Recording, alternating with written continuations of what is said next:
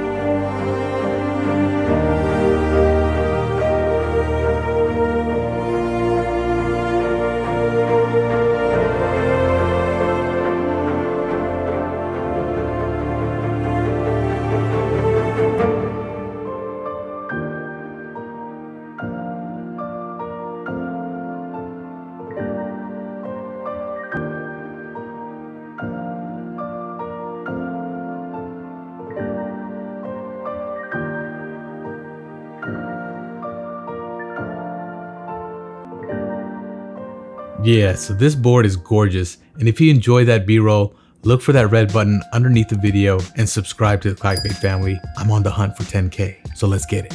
Alright, so on to the details. So the Tenant 70 will have a few different color options available in the group buy. Now all the colors have not been confirmed as of the recording of this video, but I do know that they're going to have black, navy, warm white. So go ahead and connect with CLACK, who's going to be running the group buy globally.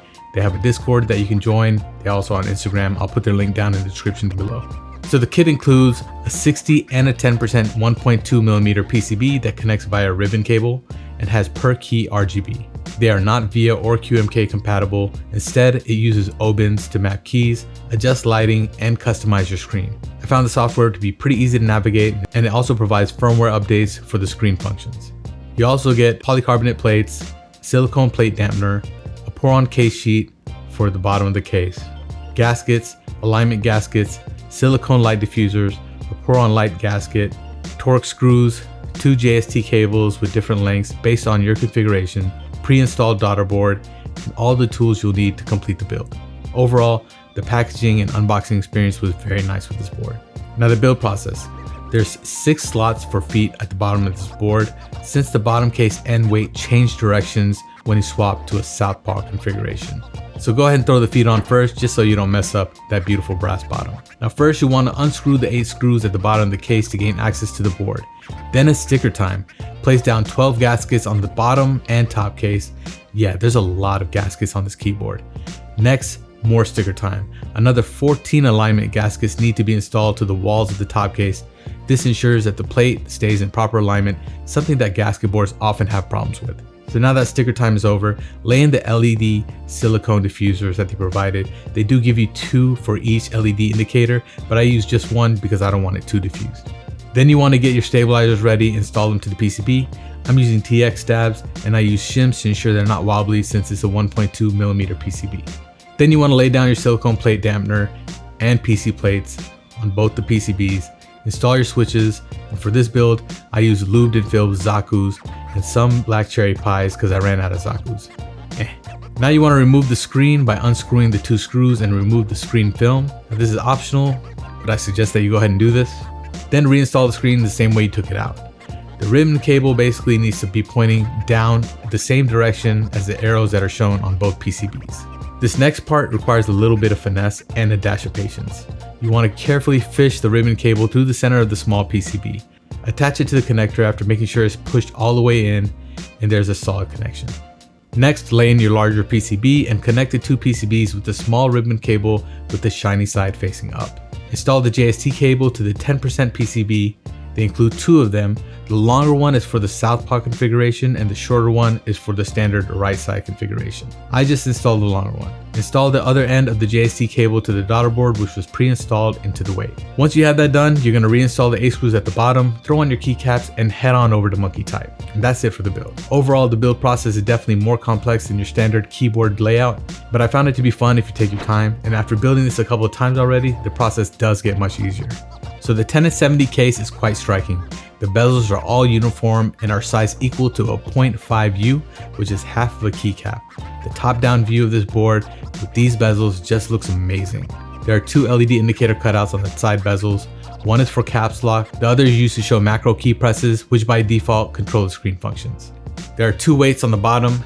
The main one is sandblasted and coated, while the weight with the USB is sandblasted and get this, 24 karat gold plated. So go ahead and throw this piece on a chain, hit the club when the mood is right. The USB port is centered and gives you just enough recess to not see the USB connector when plugged in. Everything down to the lines that line up at the bottom of the corners to the engravings on the brass weights internally and externally are all done really well. This thing screams premium.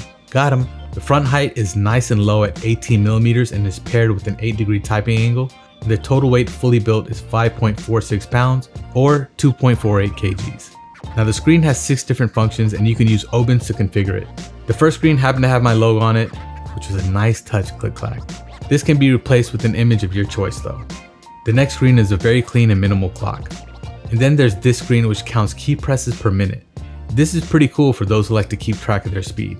You can also monitor your CPU, GPU, hard disk temperatures directly from the screen. Mine is not currently working right now, but I did reach out to CLACK and they did let me know that some of the computer hardware is not yet compatible, but Obins is updating it with newer software profiles on a rapid basis. And the last screen has a key map on it, as well as a clock, caps indicator, KPM, and more.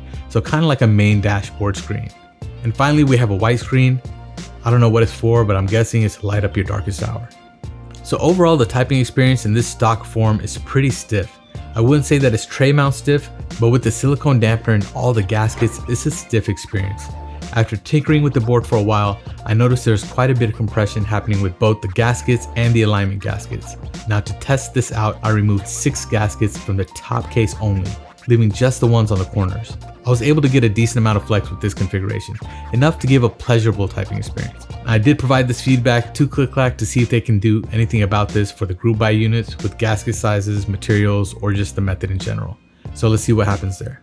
Now, as far as the sound is concerned, I'm not a fan of the silicone plate dampener. To me, it makes the overall sound a bit thin and adds some sharpness to the switches. With that being said, I still enjoy the crisp sound signature of this board. The alphas sound real nice. The mods were fairly consistent.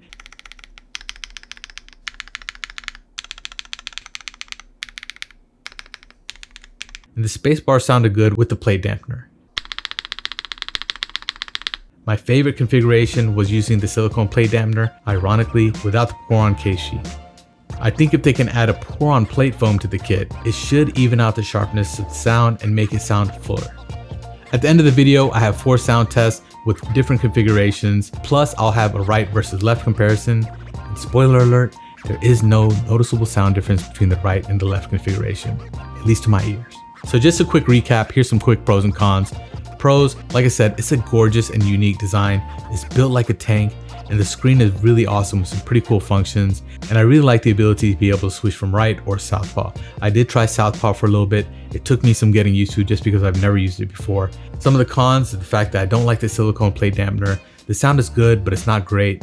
And it's a pretty advanced build process overall. So if you are a newbie or newcomer to the hobby, you may want to pass on this board. But like I said, I don't think it's not possible to get done. And overall, it does have a fairly stiff typing experience. Now, typing experiences are all preference based. I like to have a little bit more balance in my keyboards. So for me, this was a con. So what's my final recommendation? Now, if you're in the market for a keyboard and you're looking for something that's different, unique, beautiful, and you have $550 to spend on a keyboard, you should give the Tenant a strong look. This board will be in constant rotation on my desk for a very long time coming, if that says anything to you.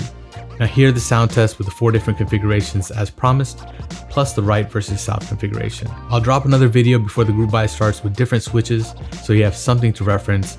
I'll try to do a long pole, a JWK, a tactile, try to mix it up for you guys. Leave it down in the comments below if you have a particular switch you'd like to hear, and if I have it, I'll be more than happy to throw it in. Subscribe to this channel if you love the content, drop a like, leave a comment. Till next time guys, catch you in the next one. Peace.